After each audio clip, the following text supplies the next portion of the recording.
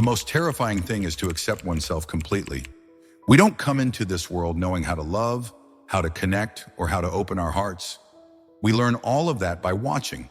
We watch the adults around us, how they argue, how they make up, how they avoid each other, how they show affection, or don't. We interact with them too.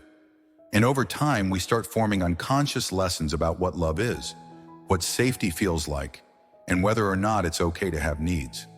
These lessons form the roots of what psychologists call attachment styles, the invisible patterns that shape how we love, avoid, or fear connection. There are 4 major attachment styles. One of them is secure. The others, anxious, avoidant, and disorganized, can cause real pain, both for the people who live with them and for those who love them. In this video, we'll focus on avoidant attachment, what causes it, how it shows up in relationships, and most importantly, how to heal it. Because despite what your defenses whisper to you, healing is possible, even for you. Avoidant attachment isn't about being cold or heartless.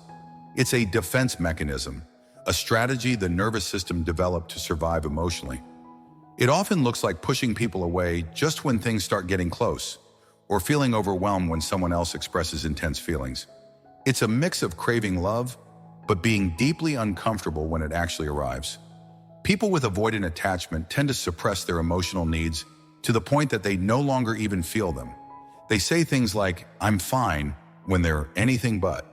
They don't talk about emotions because they've learned early in life that emotions only lead to rejection, confusion, or shame. And here's the tricky part. Many avoidants don't even know they're avoidant.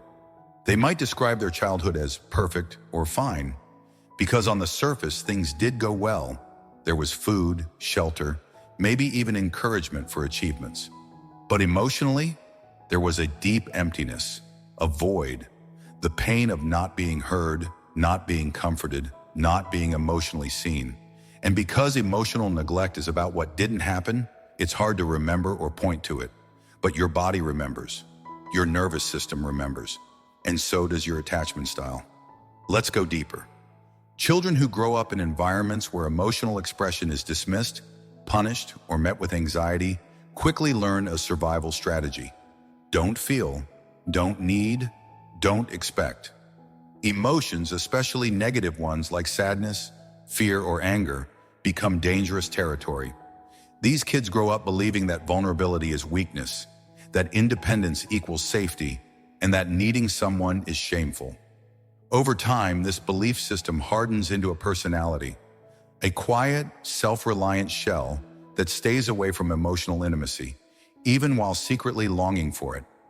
But here's the beautiful truth. Avoidant attachment can be healed. And it doesn't mean turning into someone you're not. It means slowly, gently reconnecting with the part of you that got buried long ago. The part that wants to feel, to be known, to love, and be loved deeply. Healing begins with understanding. You can't fix what you can't see. So the first step is awareness, becoming conscious of the emotional walls you've built and the consequences they create. If you're avoidantly attached, it's not just your relationships that suffer. You suffer too. You might feel chronically empty, numb, or disconnected from yourself. Your stress levels may be higher than you think. Research shows that emotional suppression can raise blood pressure, heart rate, and even contribute to depression. You might tell yourself you're okay alone, but a small voice inside knows that something essential is missing. The next step in healing is to challenge the core beliefs that fuel avoidance. These sound like, "I'm only valuable if I'm strong and independent." Emotions are messy and useless. If I let someone close, I'll lose control. Having needs is a weakness. Love means not burdening anyone with your problems. But these beliefs are not facts. They're scars from your past. And you can replace them with truths like, "I am enough as I am." Emotions make me human, not broken. I can share my inner world and still be in control. Needing others is normal. It's not weakness, it's connection. I don't have to carry it all alone anymore. Once those beliefs start to shift, the next piece is to rebuild your relationship with emotions. For an avoidant, this may feel like learning a completely new language. It starts by asking yourself throughout the day, what am I feeling right now? Not what am I thinking, but what am I feeling? You might not have an answer at first. That's okay. The emotional system has been offline for a long time. It needs time, patience, and consistent practice to reboot. You can try writing your feelings down, naming them even if they feel small, or just sitting with a sensation without judging it. Emotions need permission to rise before they can flow. Over time, you'll begin to notice the subtle waves of anger, fear, joy, and longing that were always there just below the surface. You'll stop fearing them and start listening to them. As you become more emotionally aware, you'll also begin to notice the emotions and needs of others more clearly. Avoidants often focus only on the behavior of others and ignore the attachment needs behind those behaviors. When someone says, "You never open up," what they might really be saying is, "I want to feel closer to you. I want to know your heart." When they cry or get upset, it's not manipulation, it's vulnerability. Learning to interpret others' emotions with empathy and curiosity, rather than defensiveness or withdrawal, is another essential step.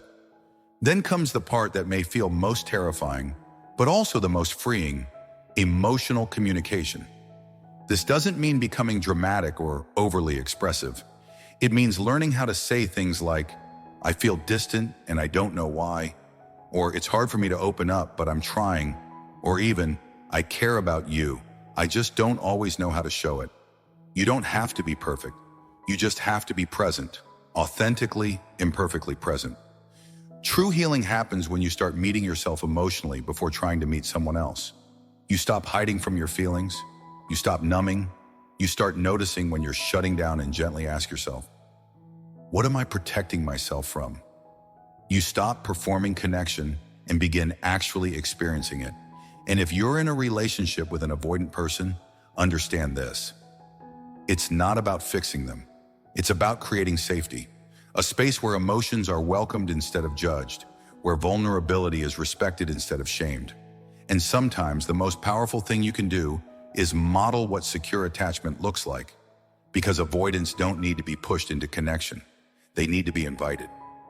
To all the avoidantly attached people watching this, hear me when I say, you are not broken. You're not doomed. You're not cold. You're hurt.